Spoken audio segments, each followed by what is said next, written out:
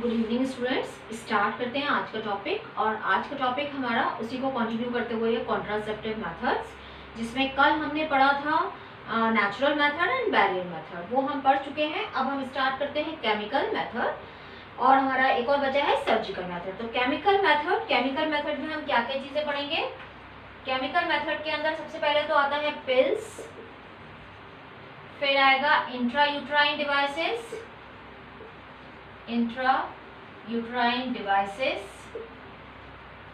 फिर आएगा इसमें इम्प्लांट्स,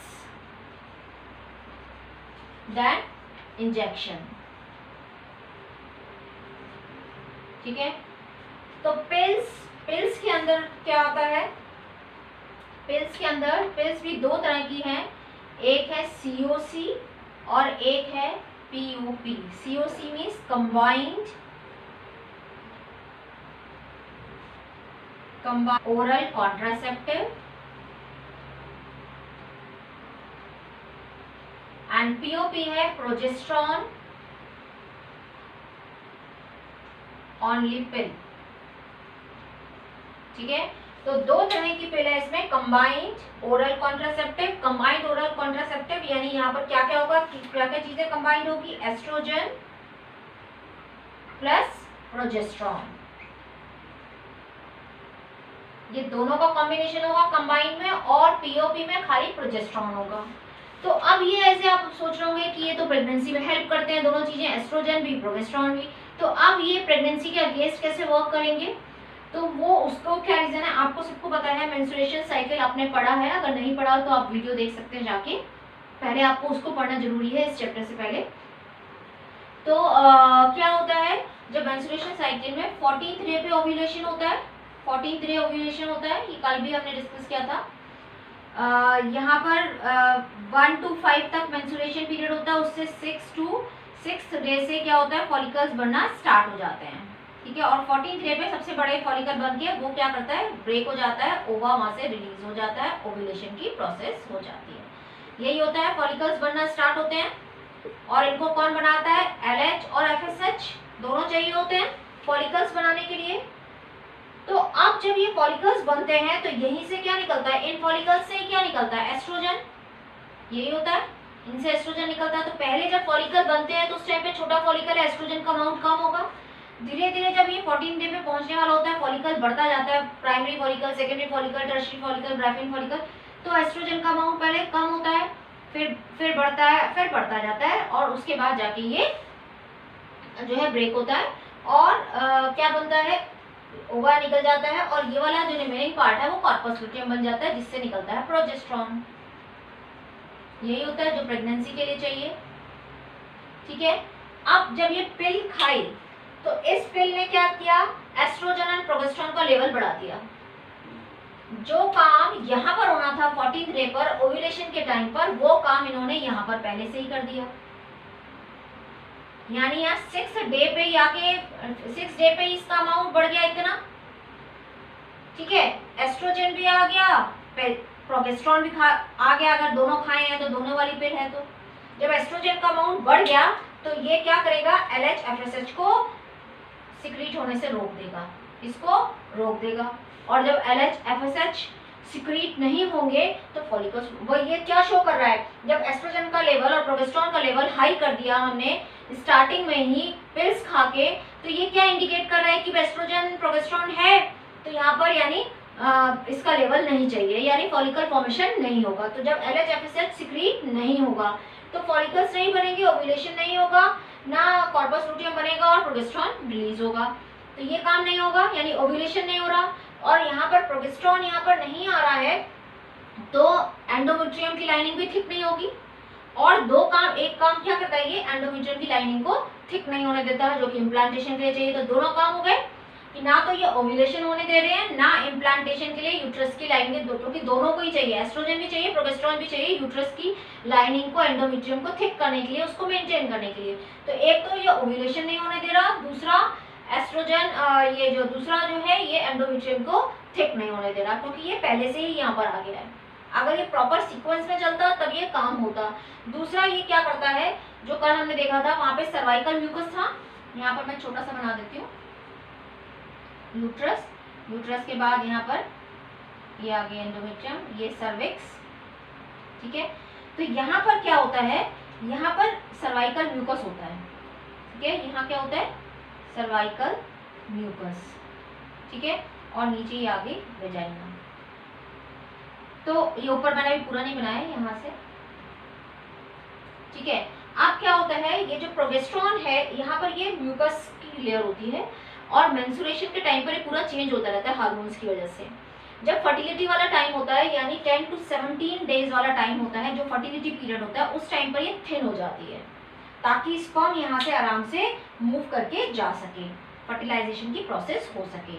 उस टाइम पर तो ये थिन हो जाती है, वैसे ये थिक रहती है। और थिक कब होगी, जब बेबी का यहाँ इम्प्लांटेशन हो जाता है और ये बड़ा होने लगता है साइज में, तो क्या होगा, प्रेशर पड़ेगा तो ये कहीं अबॉर्ट ना हो जाए, तो ये इसको बिल्कुल थिक कर देता है ताकि ये बेबी नीचे ना आ सके यहाँ से, तो ये इसको बिल्कुल थिक कर देता है प्रोजेस्टेरॉन।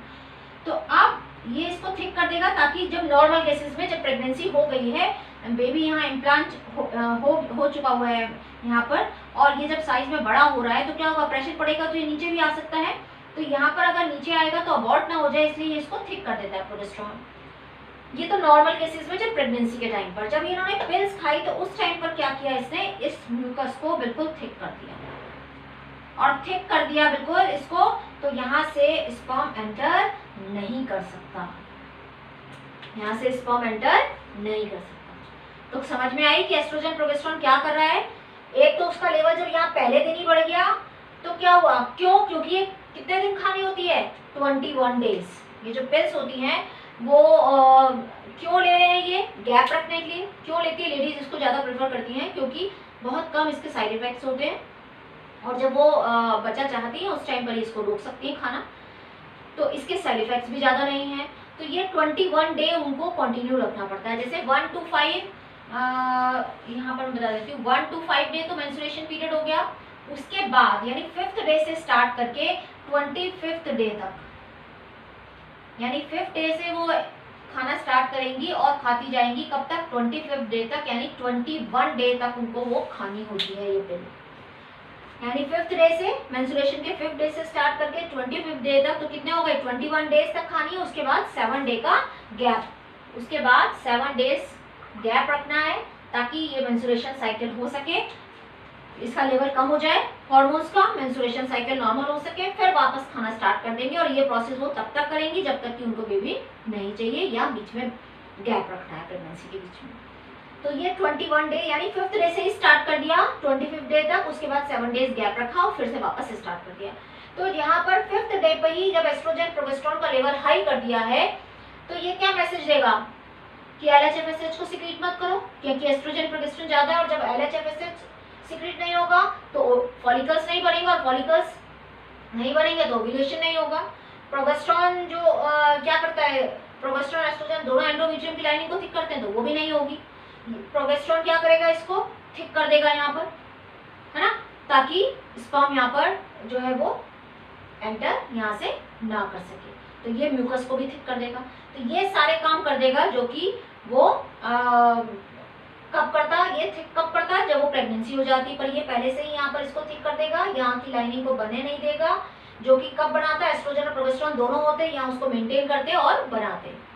तो इस तरह से ये जो पिल्स हैं वो प्रेगनेंसी में नहीं होने देती, इस तरह से ये करती हैं। ये 21 डेज। इसके अलावा एक और पिल का नाम यहाँ पर आता है, उसको मैं थोड़ा सा यहाँ से रख कर देती हूँ, उसका नाम है सहेली, जो आजकल ज़्यादा फेमस है,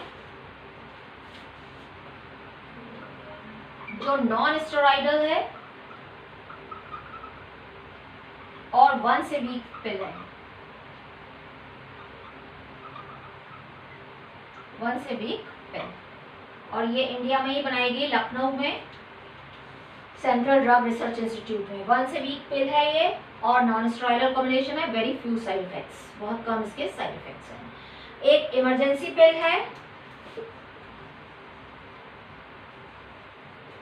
एक इमरजेंसी पिल है, ये कब के लिए है कि बाई चांस कोई लेडी पिल खाना भूल गई है और इंटरकोर्स हो गया यानी कॉइटस हो गया है, या कभी रेप वाली सिचुएशन है, अनवांटेड प्रेगनेंसी आ गई है, तो विद इन 72 आवर्स में इसको अगर ले सकते हैं, वही एस्ट्रोजन प्रोजेस्टेरॉन कॉम्बिनेशन ही है, तो ये प्रेगनेंसी नहीं होने देगा। तो ये इमरजेंसी पिल कहलाती है। आई पिल के नाम से भी इसका आजकल ऐड आता है। तो इमरजेंसी पिल है जो कोइटस के 72 आवर्स तक भी काम करती है और प्रेगनेंसी नहीं होने देगी। तो ये कहलाती है इमरजेंसी पिल। तो ये तो एक चीज़ हो गया, केमिकल में हमारी पिल्स की बात हो गई। अब आते हैं हम इंट्रा यूट्राइन डिवाइसेस पर। इंट्रा यूट्राइन डिवाइसेस में क्या क्या है? इंट्रा यूट्राइन डिवाइसेस में एक है नॉन मेडिकेटेड जिसको लिप्स लूप कहते हैं, एक है नॉन मेडिकेटेड। इस पे क्वेश्चन आता है स्टूडेंट, आपको ध्यान रखना है। लिप्स लूप, ठीक है, ये नॉन मेडिकेटेड है। इसके अलावा है कॉपर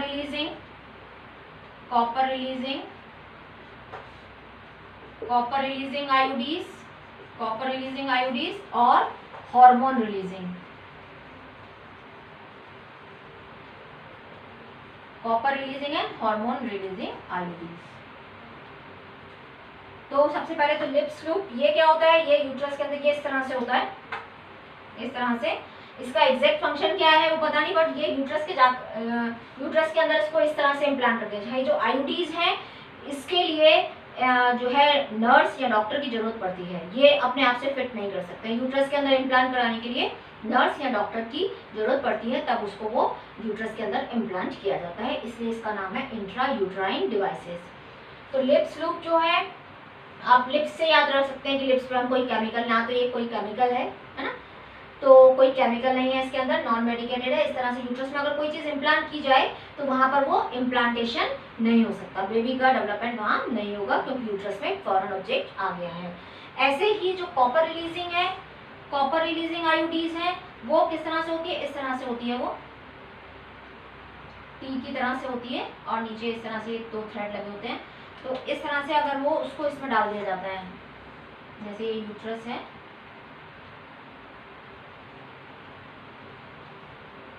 तो यहाँ पर उसको इस तरह से लगा दिया जाता है ये, और यहाँ पर इसका ये थ्रेड होता है, तो ये इसमें इम्प्लांट कर दिया जाता है। तो ये क्या रिलीज करती है? ये कॉपर आयन रिलीज करती है। ये कॉपर आयन रिलीज करेगी, ये कॉपर सिलेंडर होता है यहाँ पर, ये कॉपर आयन रिलीज करती है। और ये क्या करती है? ये फैगोसाइटोसिस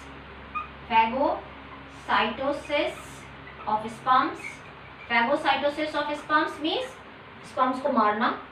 और क्या करती है ये? उसकी मोटिलिटी एंड फर्टिलिटी कैपेसिटी को कम करती हैं, को कम कर देती हैं। यानी एक काम तो इन्होंने क्या किया? फैगोसाइटोसिस ऑफ स्पर्म, यानी स्पर्म को मारने का काम करेंगी। दूसरा उसकी मोटिलिटी, यानी मूव करके जाता है वो यहाँ से, उसको कम कर देंगी। फर्टिलिटी कैपेसिटी को कम कर देंगी। तो कॉपर रिलीजिंग आयोडीज का ये काम है। अब कौन कौन सी है इस पे भी पूछा जाता है, तो इसमें आपको नाम याद रखने हैं। एक तो कॉपर टी, दूसरा कॉपर 7, तीसरा मल्टीलोड 375। ठीक है, तो कॉपर टी तो आपको वैसे ही याद रहेगा, कॉपर टी, उसके बाद कॉपर 7, मल्टीलोड 375। तो मल्टीलोड कैसे याद कर सकते हो कि गन की तरह, गन जैसे है तो गन लोड कर दी, मल्टीलोड 375। तो ये कॉपर रिलीजिंग आयोडीज हैं, प्रोजेस्टा सर्ट एंड LNG-20। ये इसी का ही LNG-20 प्रोजेस्ट्रॉन का ही जो है सिंथेटिक फॉर्म है। तो ये कौन सी है? Hormone releasing. ये मैंने यहाँ लिख दिया है, ये हार्मोन रिलीजिंग कौन सी है मैं यहाँ लिख दूँ, प्रोजेस्टा सर्ट एंड LNG-20, ये हार्मोन रिलीजिंग है। तो वो इसके साथ साथ इसके एडिशन में क्या कर, ये सब काम तो करती हैं, फैगोसाइटोसिस एंड LNG-20 जो क्या बनाती है, cervix hostile to sperms and implantation को भी रोकती हैं। यानी सर्विक्स से जो म्यूकस है उसको इस तरह से बना देती हैं, थिक बना देती हैं। ये जो भी बताया था मैंने यहाँ पर म्यूकस की, वो स्पर्म उसमें एंटर ना कर सके।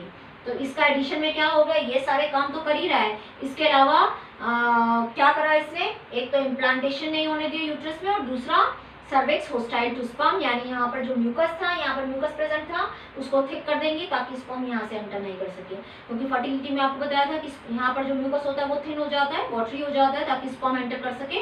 बट ये क्या करती है, उसको बिल्कुल थिक कर देती है ताकि स्पर्म एंटर ना कर सके। तो ये बात हो गई हमारी हार्मोन रिलीजिंग आईयूडीज की। अब आते हैं इम्प्लांट्स। इम्प्लांट्स क्या होते हैं, ये आपकी एनसीईआरटी में ऐसे तीलियों की तरह से बने हुए हैं, इस तरह से बने हुए हैं, माचिस की तीली जैसे होती है उस तरह से बने हुए हैं। ये क्या होते हैं, ये भी प्रोजेस्टेरोन एस्ट्रोजन कॉम्बिनेशन ही है, जिसको स्किन के नीचे लगा दिया जाता है। ये लॉन्ग लास्टिंग है थोड़े ज़्यादा, स्किन के नीचे इनको इम्प्लांट कर दिया जाता है। और ये भी यही कॉम्बिनेशन होता है एस्ट्रोजन प्रोजेस्टेरोन का। और फंक्शन आपको पता चल गया एस्ट्रोजन प्रोजेस्टेरोन का होगा तो क्या होगा, तो ये है कि स्किन के नीचे इनको इम्प्लांट कर दिया जाता है। इंजेक्शन में भी इंजेक्शन के थ्रू जो है ये एस्ट्रोजन प्रोजेस्टेरोन कॉम्बिनेशन डाला जाता है। तो ये इस तरह से ये सारे कॉन्ट्रासेप्टिव मेथड्स हैं केमिकल मेथड के। अब बचता है हमारा सर्जिकल मेथड। तो सर्जिकल मेथड में दो चीजें आती हैं, एक है वासेक्टोमी, एक है ट्यूबेक्टोमी। तो वासेक्टोमी आपको नाम से पता चल रहा होगा।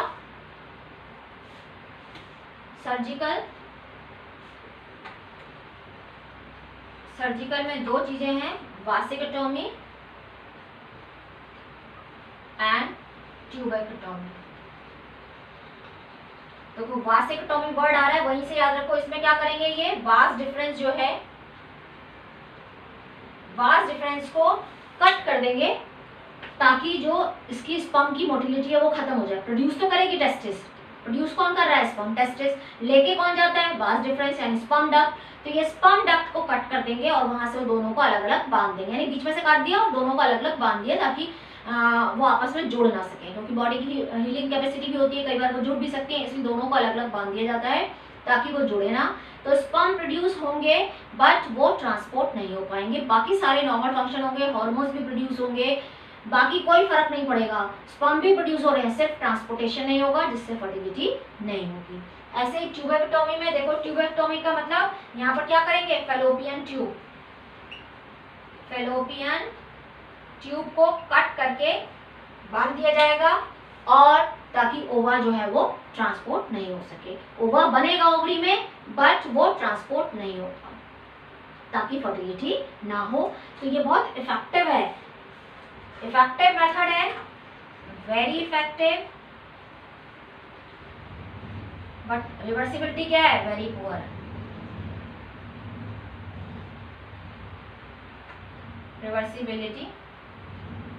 रिवर्सिबिलिटी क्या है, वेरी पुअर। इसकी रिवर्सिबिलिटी वेरी पुअर, क्योंकि यहाँ पर जो है वो कट लगा के और फिर उसको बांधना पड़ता है, तो ये बिल्कुल टाइट कर दिया जाता है, तो इसकी रिवर्सिबिलिटी तो बहुत कम है और पर ये इफेक्टिव सबसे ज़्यादा है। तो ये हो गए हमारे कॉन्ट्रासेप्टिव मेथड्स, तो आपको समझ में आ गया होगा। So thank you, thanks for watching, please like, subscribe and share.